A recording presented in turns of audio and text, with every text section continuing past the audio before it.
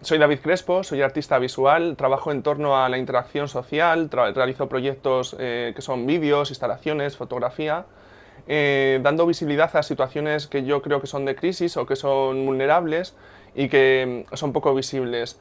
Para darles un poco la visibilidad que yo pretendo, utilizo el juego, el deporte y la acción, que me sirven ya para plasmar esas realidades de esos sitios, de esos espacios.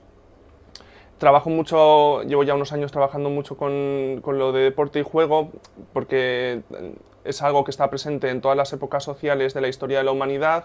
Se practica en todos los juegos, en épocas de posguerra, desde la prehistoria. El juego siempre ha estado presente, ha sido una de las primeras formas de comunicación que se ha desarrollado en la humanidad, antes que el propio lenguaje. Y de hecho podríamos considerar que el deporte es un lenguaje en sí.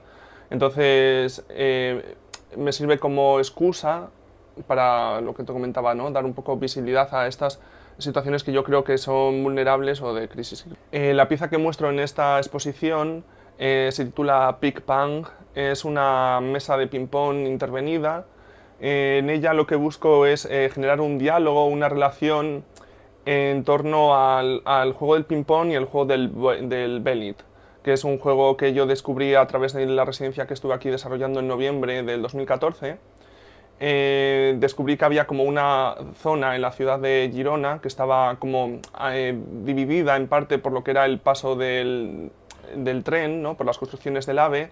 Me interesó ese territorio como para enfocarme en él, para dar visibilidad a lo que estaba allí ocurriendo. Descubrí que allí además practicaban un juego que era un poco como formaba parte de la identidad local de la zona. Y me parecía interesante pues conocer un poco la situación de los vecinos y lo que estaba allí ocurriendo, teniendo como ese hilo conductor el juego.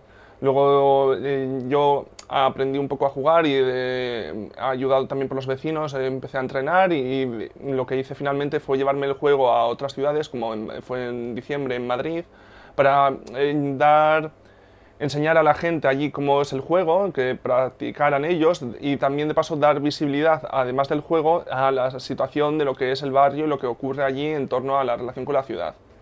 Algo que realicé mucho cuando estaba aquí haciendo la residencia, practicaba mucho running, porque el running es una de mis líneas también de investigación, y iba mucho por una zona periférica de la ciudad, cerca de la empresa de Nestlé, y por allí descubrí como las típicas zonas que hay mucho por periferias de las ciudades en España, que son estas ciudades o estos barrios que han quedado como parados por culpa de la burbuja inmobiliaria cuando estalló, y descubrí como una zona que estaba como toda preparada para ser edificada, pero que estaba como vacía, ¿no? Y entre ellas descubrí como muchas mesas de ping-pong que por allí estaban pues en perfecto estado, nuevas, que nadie practicaba ni nadie usaba porque por allí no pasaba nadie, más que dos, tres corredores y poco más.